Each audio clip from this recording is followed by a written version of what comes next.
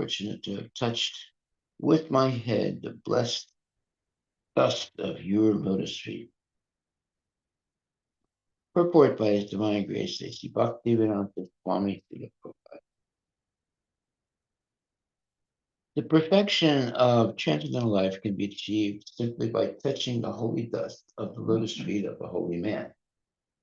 In the Bhagavatam, it is said, Mahatpada Rajo Vishakam, which means to be blessed by the holy dust of the lotus feet of a Mahat, a great devotee. As stated in Bhagavad Gita, Mahatmas too, those who are great souls, are under the spell of spiritual energy. And their symptom is that they fully engage in Krishna consciousness for the service of the Lord. Therefore, they are called Mahat. Unless one is fortunate enough to have the dust of the lotus feet of a Mahatma, or one's head, lotus feet of a Mahatma's, Therefore, they are called Mahat. Unless one is fortunate enough to have the dust of the lotus feet of a Mahatma on one's head, there is no possibility of perfection in spiritual life. The parampara system of disciplic succession is very important as a means of spiritual success. One becomes a Mahat by the grace of his Mahat, spiritual master. If one takes shelter of the lotus feet of a great soul, there is every possibility of one's also becoming a great soul. When Maharaj Rahugana asked Jada Bharat about his wonderful achievement of spiritual success, he replied to the king that spiritual success is not possible simply by following the rituals of religion or simply by converting oneself into a sannyasi or offering sacrifices as recommended in the scripture. These methods are undoubtedly helpful for spiritual realization, but the real effect is brought about by the grace of a Mahatma. In Vishwanatha Chakravarti Thakura's 8 stanzas of prayer to the spiritual master, it is clearly stated that simply by satisfying the spiritual master, one can achieve supreme success in life. And in spite of executing all ritualistic performances, if one can satisfy the spiritual master, if one cannot satisfy the spiritual master, one has no access to spiritual perfection. Here the word akirtat manam is very significant. Atma means body, soul, or mind. And akirtatma means the common man who cannot control the senses or the mind. Because the common man is unable to control the senses and the mind, it is his duty to seek the shelter of a great devotee or a great devotee of the Lord and just try. Because the common man is unable to control the senses and the mind, it is his duty to seek the shelter of a great soul or a great devotee of the Lord and just try to please him. That will make his life perfect. A common man cannot rise to the topmost stage of spiritual perfection simply by following the rituals and spiritual principles. He has to take shelter of a bona fide spiritual master and work under his direction faithfully and sincerely. Then he becomes perfect without a doubt. Hare Krishna. Canto 3, chapter 22, verse number 6. So, it says, it is my good fortune that I have been able to see you, for you cannot easily be seen by persons who have not subdued the mind or controlled the senses. I am all the more fortunate to have touched with my head the blessed dust of your feet. Well, this is wonderful statements being made, and obviously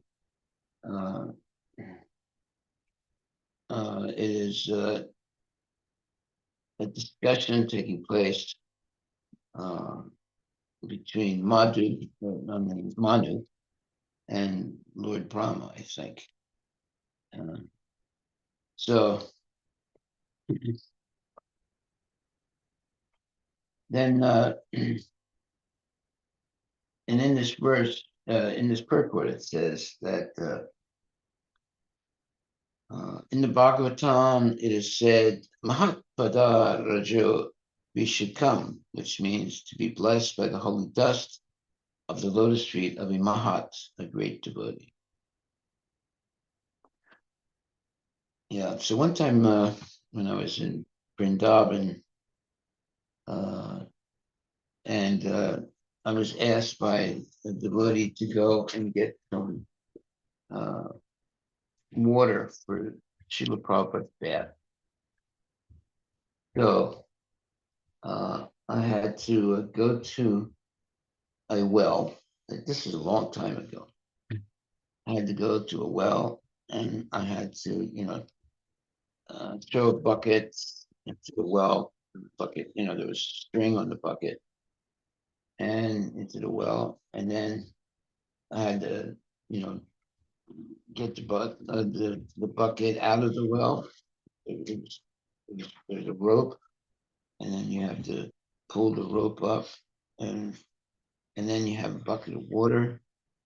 So I had to do that 2 times to get 2 buckets of water, and then I had a rope tied to the 2 buckets, and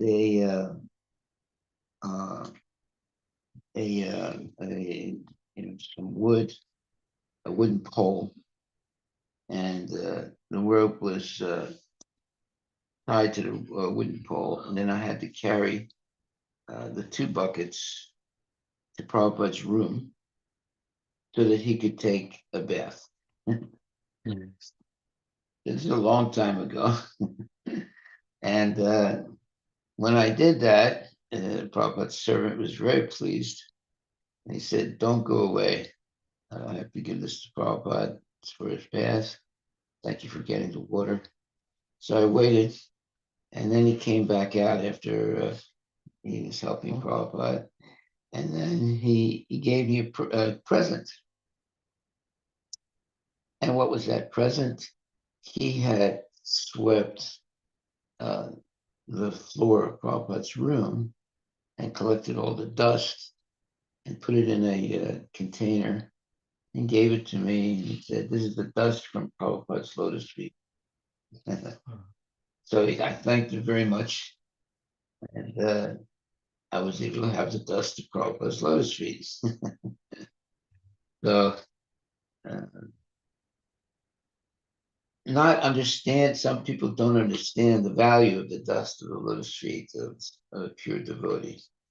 But here it says that Mahatpada Rajo Vishakam, which means to be blessed by the holy dust of the lotus feet of a Mahat, a great devotee.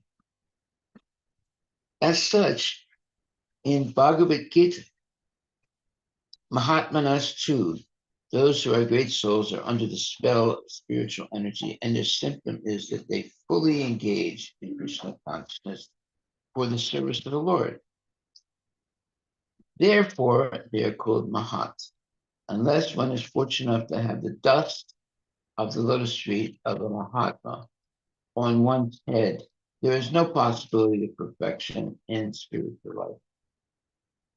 So I was very fortunate. I was in Vrindavan to get the dust of the lotus feet of Srila Prabhupada. Okay. It also says the parampara system of disciplic succession is very important as a means of spiritual success. One becomes a Mahat by the grace of his Mahat, spiritual master.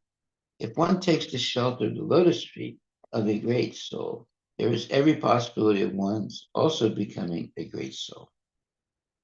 when Maharaj Rahugana asked Jada Bharat about his wonderful achievement of spiritual success, he replied to the king that spiritual success is not possible simply by following the rituals of religion or simply by converting oneself into a sannyasi or offering sacrifices as recommended in the scripture. These methods are undoubtedly helpful for spiritual realization, but the real effect is brought about by the grace of a Mahatma. In Vishwanath Chakravarti Thakur's 8 stanzas of prayer to the spiritual master, it is clearly stated that simply by satisfying the spiritual master, one can achieve the supreme success in life. And in spite of executing all ritualistic performances, if one cannot satisfy the spiritual master, one has no access to spiritual perfection. Here the word akirtatmanam is very significant. Atma means body, soul, or mind. And akirtatma means the common man who cannot control the senses or the mind. Because the common man is unable to control the senses and the mind, it is his duty to seek the shelter of a great soul or a great devotee of the Lord and just try to please him. That will make his life perfect. A common man cannot rise to the topmost stage of spiritual perfection simply by following the rituals and religious principles. He has to take shelter of a bona fide spiritual master and work under his direction faithfully and sincerely. Then he becomes perfect without a doubt. Okay, so this is very important information. I knew this one devotee. He's a very nice devotee, but he never took initiation by Srila Prabhupada. And then after Prabhupada disappeared, he felt very sorry. He could have easily taken initiation by Srila Prabhupada while Prabhupada was still present, but he didn't. For I don't know why. He was always associating with the devotees, and he was always talking about Prabhupada, but he was not. But he did not take initiation by Srila Prabhupada. And although, I kept saying to him, well, why don't you take initiation for Srila Prabhupada? He said, oh, yeah, I will. But he never did it. And then Prabhupada left the planet. So then he felt very bad that he didn't take my advice when he could have been initiated by Srila Prabhupada. However, he had a lot of Prabhupada's association. Later on, he did take initiation by, Prabhupada's disciple, and still a devotee. So, he's in ISKCON and he's a devotee, and but he had a lot of association with Prabhupada, direct association. So it says here, a common man cannot rise to the topmost stage of spiritual perfection simply by following the rituals and spiritual and religious principles. He has to take shelter of a bona fide spiritual master and work under his direction faithfully and sincerely. Then he becomes perfect without a doubt. There was also a very prominent man who was seeing Prabhupada a lot, and but he was a very wealthy guy. And then when Prabhupada disappeared, he felt very sorry for himself because he had a lot of association with Srila Prabhupada, but he didn't take initiation from him. And then one day I asked him, I said, why didn't you take initiation from Prabhupada? You were seeing him so much. He said, yes. He said, uh, I could have very easily asked for initiation and I would have received it. I don't know why, he said. It was a big mistake that I made. And so later on, he took initiation from one of Prabhupada's disciples. But what he said at that time was very profound. He said, I'm a businessman, and when I am conducting business with another person, I always try and find their weakness, and then once I know what their weakness is, I take advantage of that and be more successful in my business, relations. He said. So I was trying to find a weakness in Srila Prabhupada for some years, but I never found one. He said, and then Prabhupada left this planet. He said, and I made a big mistake. So I told him, I said, Prabhupada is pure devotee. He doesn't have any weaknesses. He said, you're right. I found out the hard way.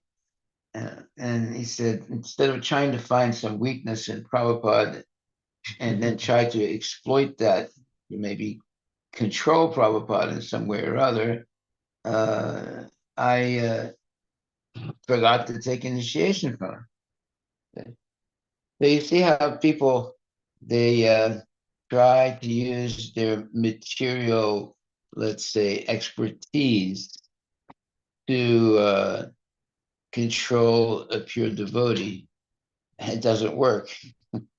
Prabhupada had no weakness. He was not greedy. He was not lusty. He didn't get unnecessarily angry. He's a pure devotee. And this person was trying to find some weakness in Prabhupada. And eventually, Prabhupada left the planet and he never found any weakness. But he didn't never took initiation also. So that was his mistake. So, I mean, obviously, a potential disciple should spend some time to analyze the qualification of a bona fide guru. However, one has to become a bona fide disciple to take initiation from a bona fide guru. So if all this person did was try and find a fault in Srila Prabhupada, obviously he failed. And at the same time, he failed to take initiation from Srila Prabhupada. So it says here, because the common man is unable to control the senses and the mind, it is his duty to seek the shelter of a great soul or a great devotee of the Lord and just try to please him. That will make his life perfect. A common man cannot rise to the topmost stage of spiritual perfection simply by following the rituals and religious principles. He has to take shelter of a bona fide spiritual master and work under his direction faithfully and sincerely. Then he becomes perfect without a doubt. So this person who was trying to find a fault in Srila Prabhupada so that he could manipulate Prabhupada, obviously he failed. And at the same time, he failed to take initiation of Srila Prabhupada. So that's his fault because he didn't have the right attitude when he was associating with Prabhupada. In his business dealings, he would try and find some weakness or fault in his clients and he would exploit the client by knowing what his weakness is. So he tried to do the same thing with Srila Prabhupada, but Prabhupada did not have any weakness or fault. And in the meantime, he didn't take initiation from Srila Prabhupada because he was trying to find a fault. And he regretted that, Okay. So we see that when you approach a pure devotee, uh, you have, you certainly have the right uh, to analyze or to see if there's any, let's say, faults in the pure devotee, but you're not going to find any. So at one point, you got to stop trying to find some fault and surrender. But he didn't. He just kept trying and trying and trying. And, but it was too late because then Prabhupada left the planet and he never found any faults. So what good was that? It was zero. So it says that the Prabhupada says that it is the duty to seek the shelter of a great devotee or a great soul of the Lord and just try to please him. That will make his life perfect. A common man cannot rise to the topmost stage of spiritual perfection simply by following the rituals and religious principles. He has to take shelter of a bona fide spiritual master and work under his direction faithfully and sincerely. Then he becomes perfect without a doubt. So, uh, and so this is the problem. And then I remember one time I was Prabhupada's chauffeur, driving him around different places, and I would often be just myself and Prabhupada in the car. And when he first got in the car with me, he looked at me and smiled, and then he put his hand on my head. He patted my head, and he smiled because he knew who I was, and he was happy to see me and happy that I was driving him. So I spent I think it was about 1 week driving in different places, driving him to different places. Okay, so rather than trying to find a fault in the spiritual master, one should take complete shelter of the spiritual master and not try to find a fault, but rather try and uh, follow his instructions to get rid of any faults that we have.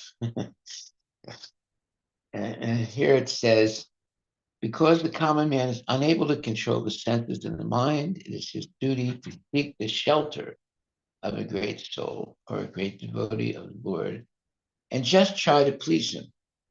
That will make his life perfect. A common man cannot rise to the topmost stage of spiritual perfection simply by following the rituals and religious principles. He has to take shelter of a bona fide spiritual master and work under his direction faithfully and sincerely. Then he becomes perfect without a doubt.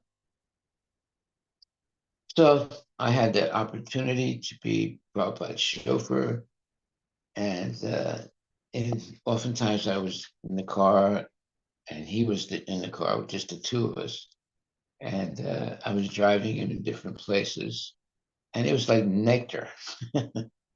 And then sometimes he napped. He took a nap while I was driving, and I could see it, and it's just like wonderful that I could be able to serve him in that way. Hare Krishna. Okay, so text number 7. I have fortunately been instructed by you, and thus great favor has been bestowed upon me. I thank God that I have listened with open ears to your pure words. Purport by Srila Prabhupada. Srila Rupa Goswami has given directions in Bhakti Rasamrita on how to accept a bona fide spiritual master and how to deal with him. First, the desiring candidate must find a bona fide spiritual master, and then he must very eagerly receive instructions from him and execute them. This is reciprocal service.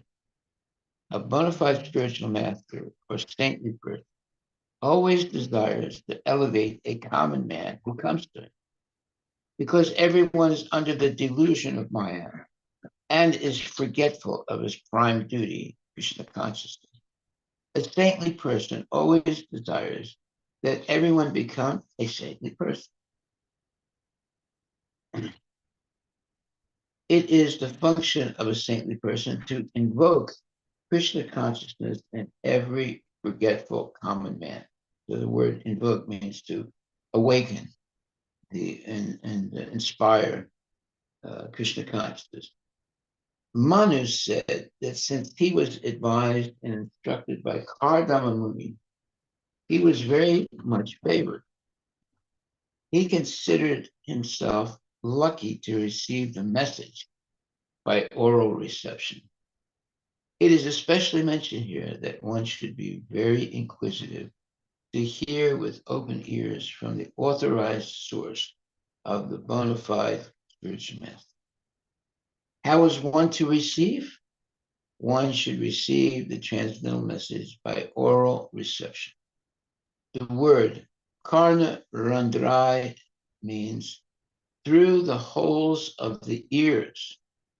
The favor of the spiritual master is not received through any other part of the body but the ears. This does not mean, however, that the spiritual master gives a particular type of mantra through the ears in exchange for some dollars. And if the man meditates on that, he achieves perfection and becomes God within 6 months. Such reception through the ears is bogus. The real fact is that a bona fide spiritual master knows the nature of a particular man and what sort of duties he can perform in Krishna consciousness. And he instructs him in that way. He instructs him through the ear, not privately, but publicly. You are fit for such and such work in Krishna consciousness.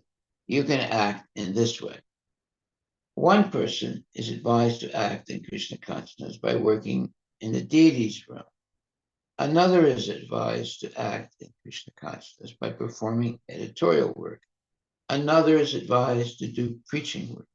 And another is advised to carry out Krishna consciousness in the cooking department. There are different departments of activity in Krishna consciousness. And a spiritual master, knowing the particular ability of a particular man, trains him in such a way that by his tendency to act, he becomes perfect. Bhagavad Gita makes it clear that one can attain the highest perfection of spiritual life simply by offering service according to his ability, such as Arjuna, just as Arjuna served Krishna by his ability in the military art. Arjuna offered his service fully as a military man, and he became perfect. Similarly, an artist can attain perfection simply by performing artistic work under the direction of the spiritual master. If one is a literary man, he can write articles and poetry for the service of the Lord under the direction of the spiritual master. One has to receive the message of the spiritual master regarding how to act in one's capacity. For the spiritual master is expert in giving such instruction. This combination, the instruction of the spiritual master and the faithful execution of the instruction by the disciple, makes the entire process perfect. Srila Vishwanath Chakravarti Thakur describes in his explanation of the verse in Bhagavad Gita We have a sayatmika buddhi, that one who wants to be certain to achieve spiritual success must take the instruction from the spiritual master as to what his particular function is. He should faithfully try to execute that particular instruction and should consider that his life, and consider that his life and soul. The faithful execution of the instruction which he receives in the spiritual master is the only duty of a disciple, and that will bring him perfection. One should be very careful to receive the message from the spiritual master through the ears and execute it faithfully. That will make one's life successful. Okay, so this oral reception, hearing through the ears. Now, elephants have big ears. They're really, really big. Yeah.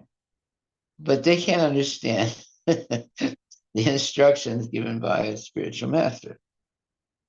Our ears are not so big, but they are able to understand through oral reception, what it means to be a devotee and how to please the spiritual master, and so forth.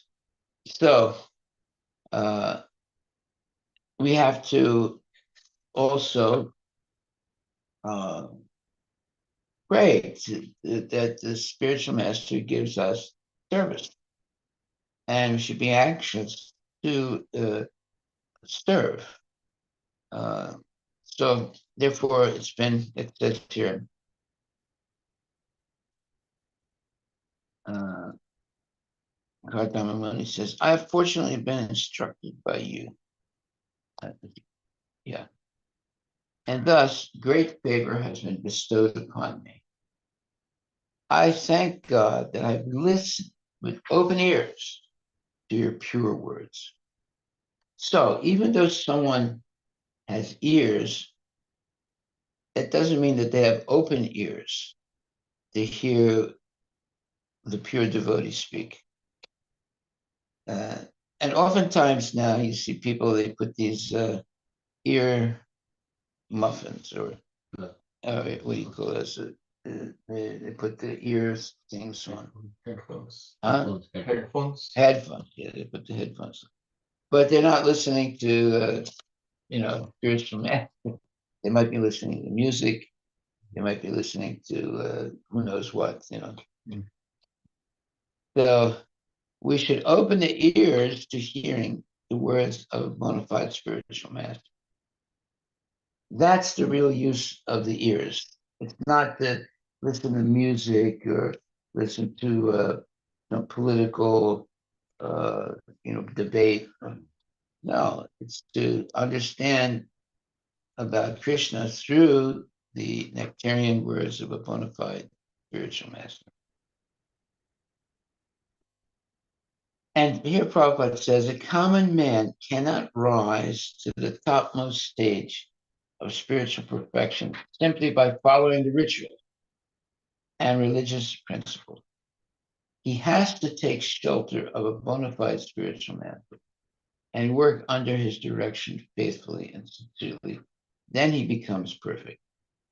Okay, so oftentimes you'll see that a person who is not an ISKCON will do a lot of ritual things. Right. And he might give a little bit of explanation of the ritual, but you never really see them, read the Bhagavatam or the Bhagavad Gita and speak from the Bhagavatam and the Bhagavad Gita.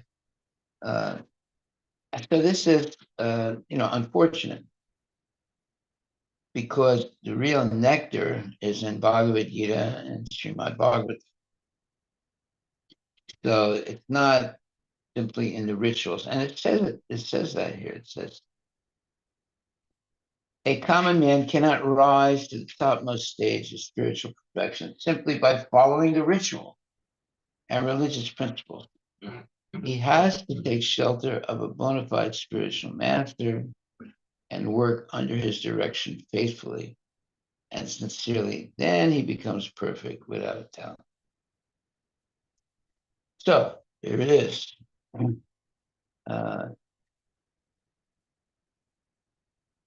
Okay. So are there any questions about this verse? Thanks. It is my good fortune that I have been able to see you, for you cannot easily be seen by persons who have not subdued the mind or controlled the senses. I am all the more fortunate to have touched with my head the blessed dust of your feet. So this is a real devotee speaking to his spiritual master. And then Prabhupada says, unless one is fortunate enough to have the dust of the lotus feet of a Mahatma on one's head, there is no possibility of perfection in spiritual life. Haribol.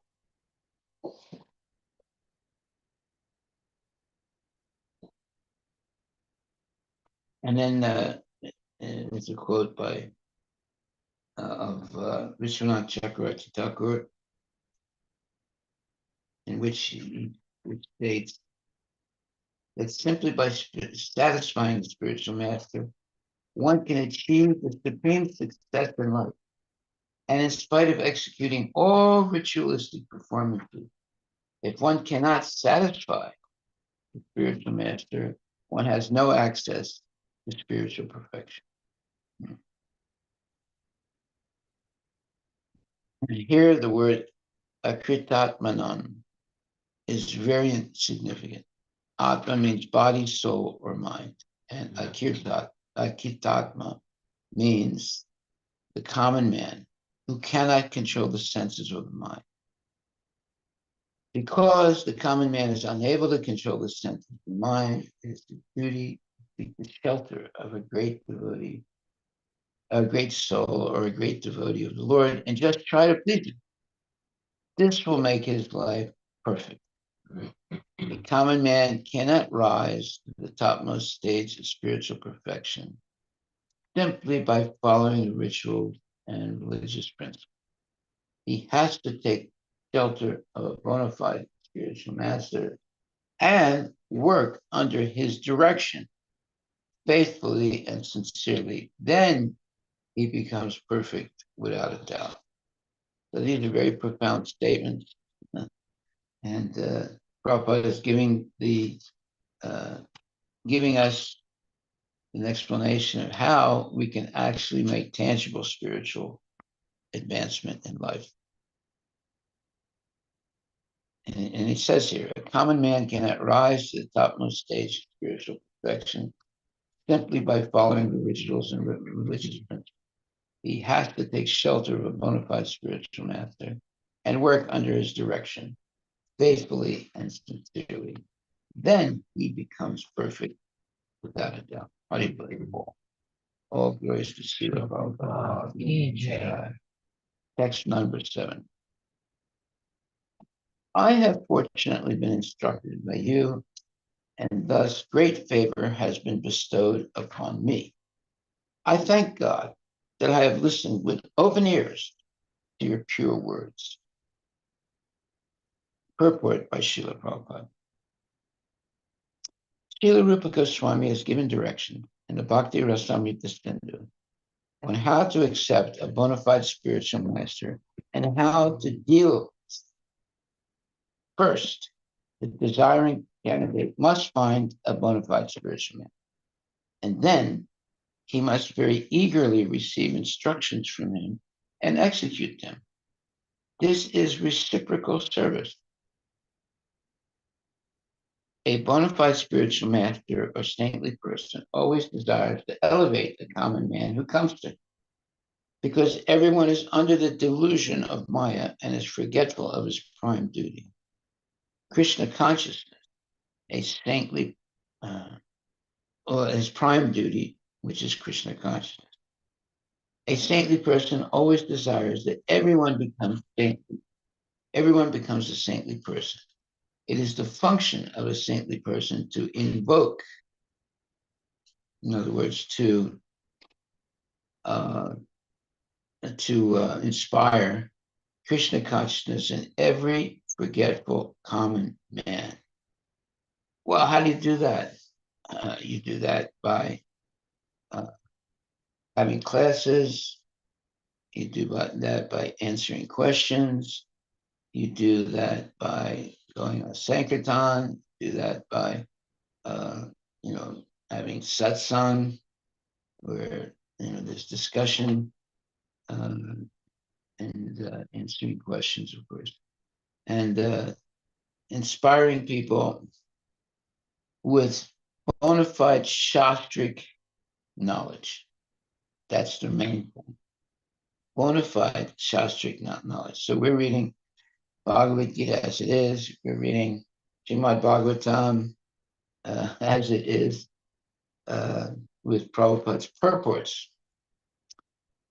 Now, there are some people I know, they only read the verses, don't read the purports. That's a big mistake. You have to read the purport. Otherwise, you'll never get correct understanding of the verse. So someone can say, well, I've already read the Bhagavatam. But what they mean is that, they read all the verses of the Bhagavatam, but they didn't really read the purports. Yeah.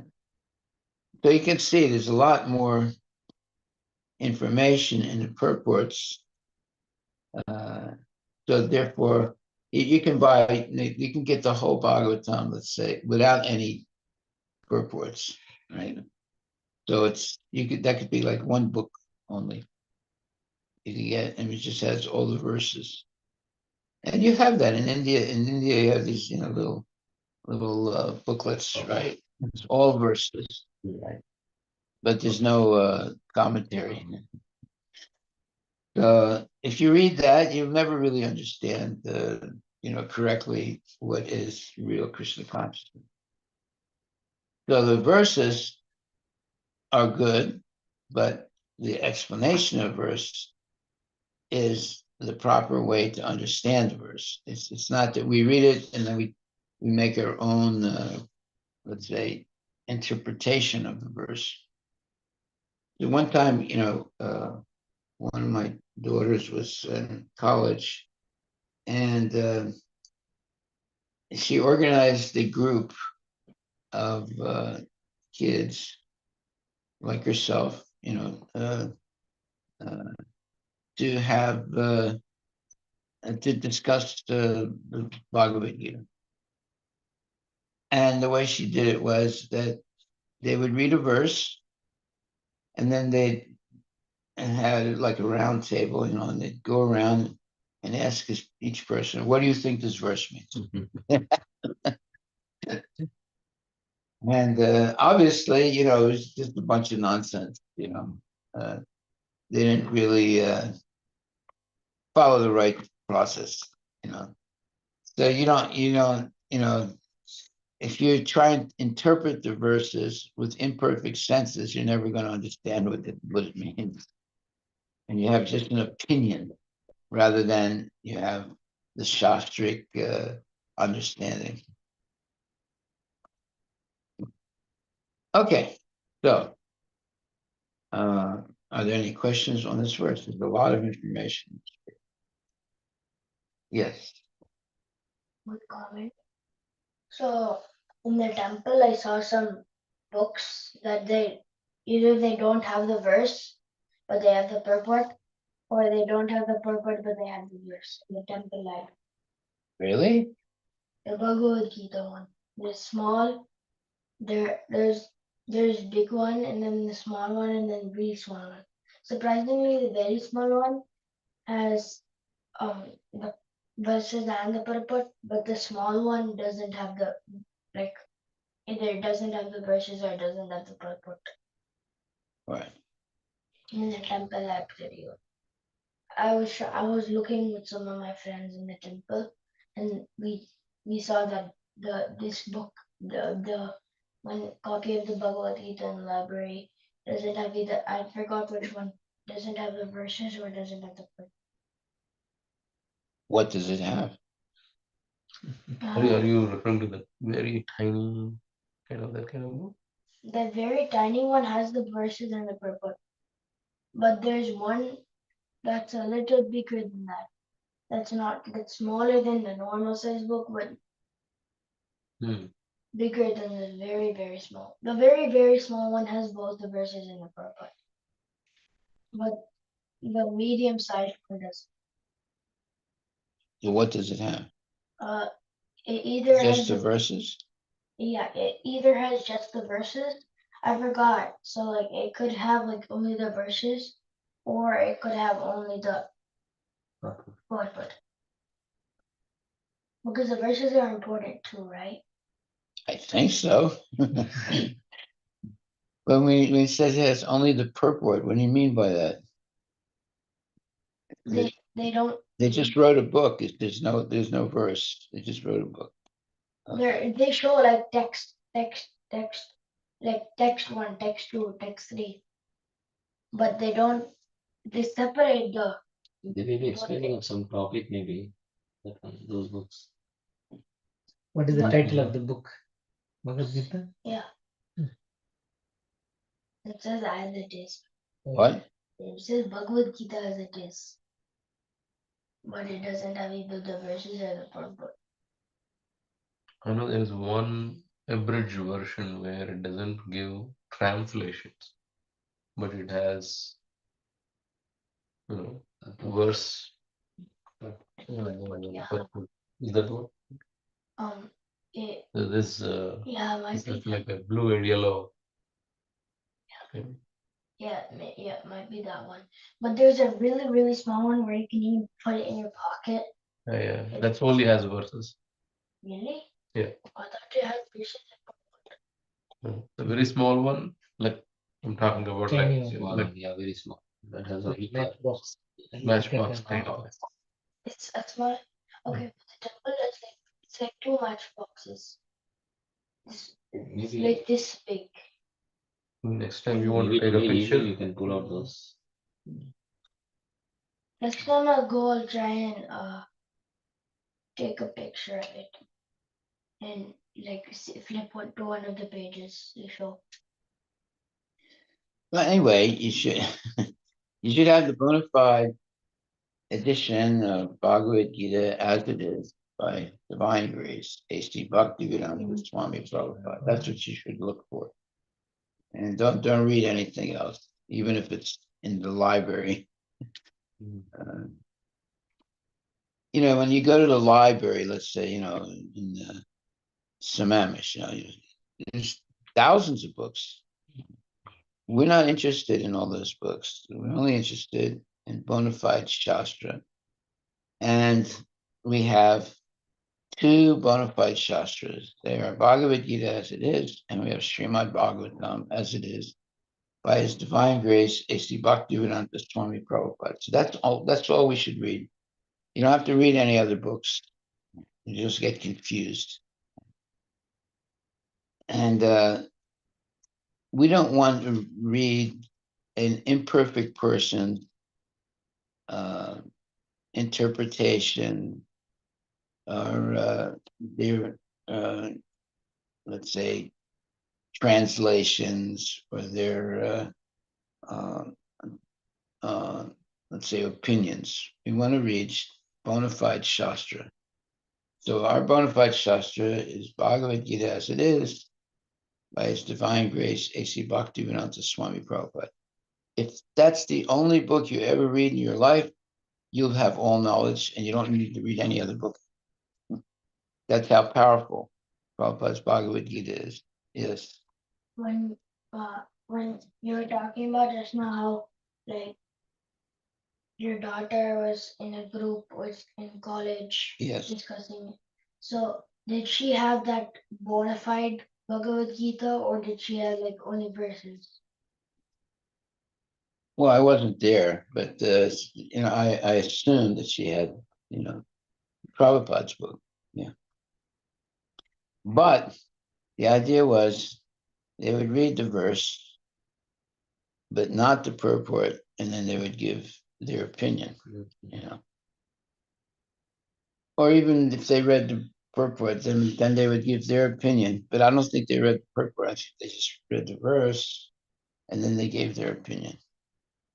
And that, of course, is a waste of time. Okay, so any other questions about this? Text 7, right? Was text 6? We also covered text 7 and 6 and 7. They were on. We We're on the finished text 6. Right. 7 also you started. I would start it, but so many started again. I have fortunately been instructed by you, and thus great favor has been bestowed upon me. I thank God that I have listened with open ears to your pure words. And purport. Srila Rupa Goswami has given directions to the Bhakti Rasamrita Sindhu on how to accept a bona fide spiritual master and how to deal with him.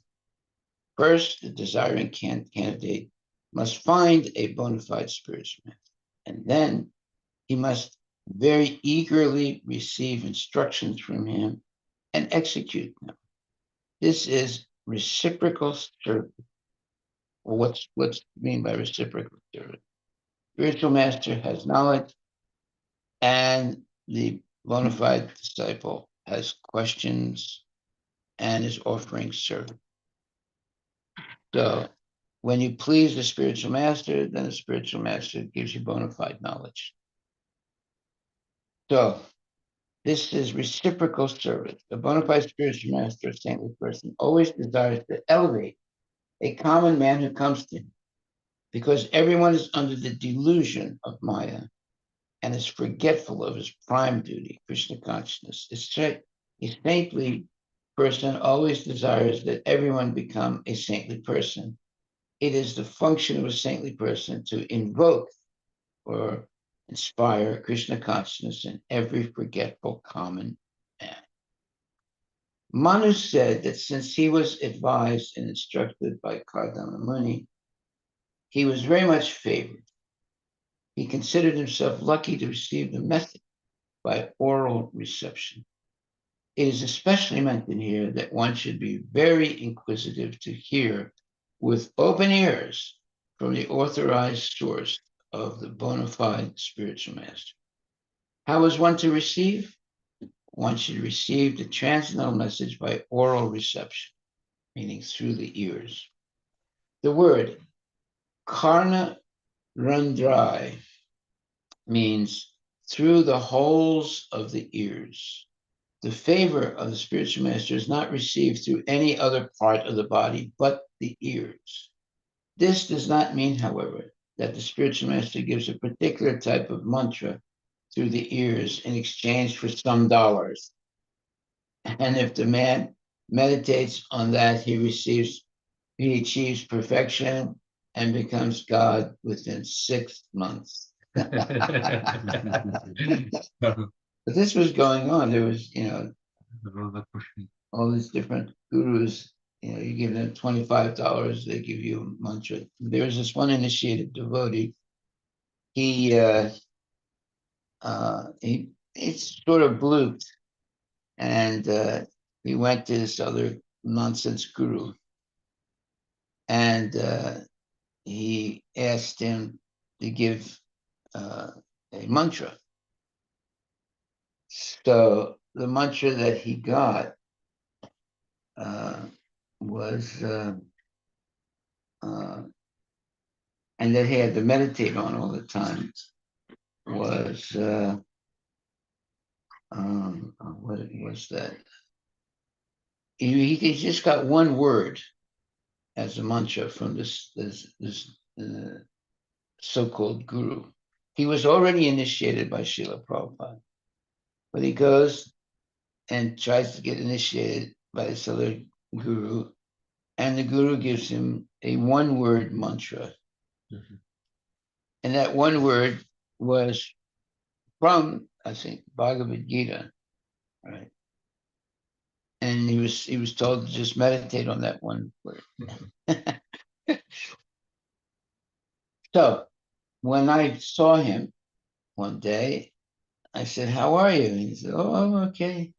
I said, "What are you doing?" He said, "Oh, I'm just just following my guru." I said, "So did you get a mantra from your guru?" He said, "Yes." I said, "Can you tell me what it is?" He says, "No, I can't. It's a secret." I said, "Really?" Um, and so I kept pestering him. Yeah, you can tell me. Come on, let me hear what your mantra is. And so finally, he tells me it's just one word, and it's like it's something. Uh, I forget exactly what the word was, but it was a word from Bhagavad Gita, but it was just one word. And when he told me, I said, "Are you crazy?" I told him, Prabhupada gave you the whole mantra, and you're just getting one word from that mantra. So, and then he felt, embarrassed after that. Uh, so you see, there's so much cheating going on. The people like to get cheated. Did he pay? And I said, how much did you pay for that mantra? For that one word mantra. He said, "Well, I don't want to tell you." I said, "No, come on, tell me." So I kept pestering him. So he finally told me he paid $750 for one word.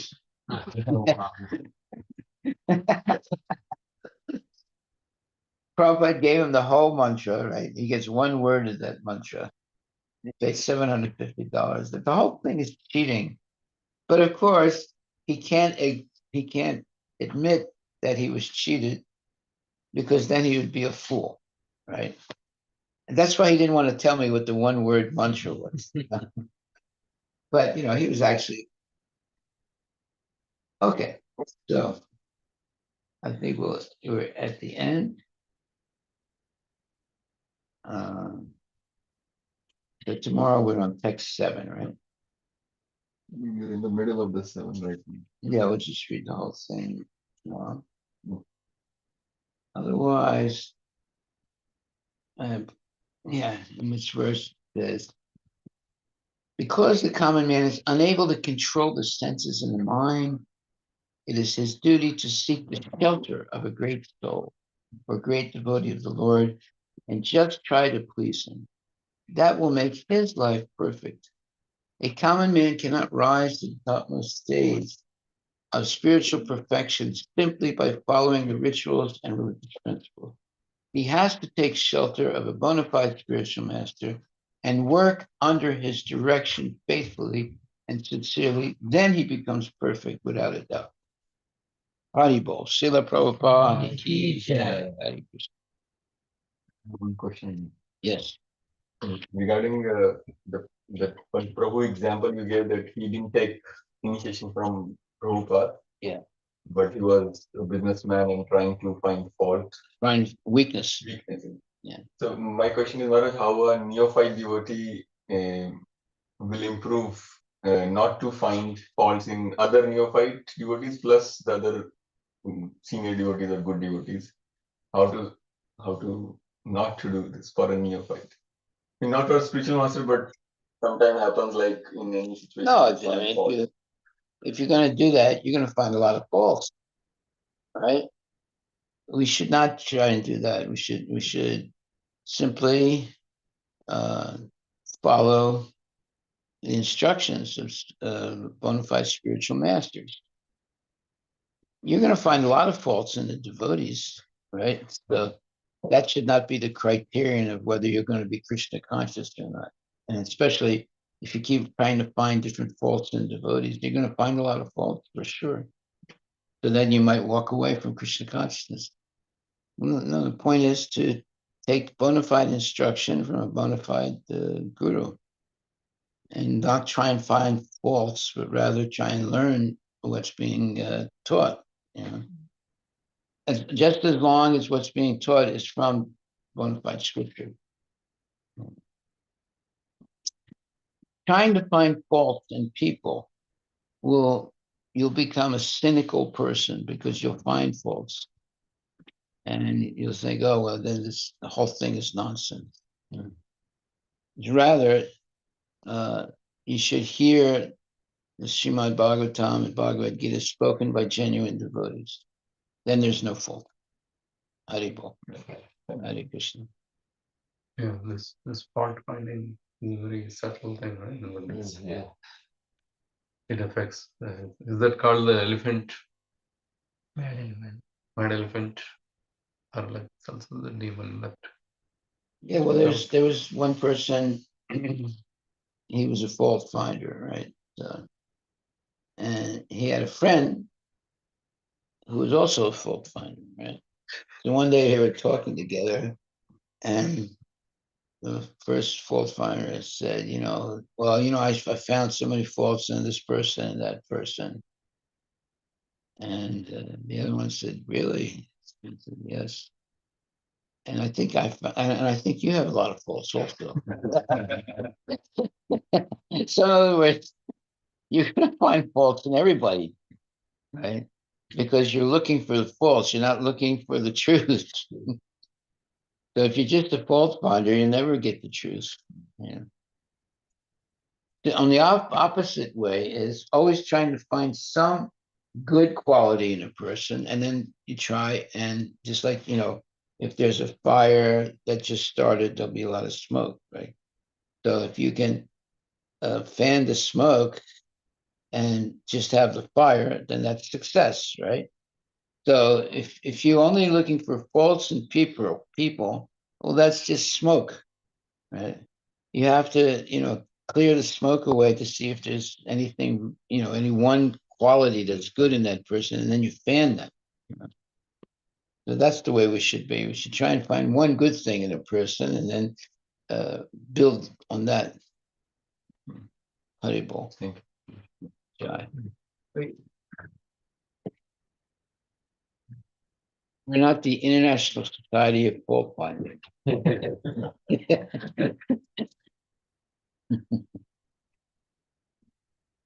Haribol.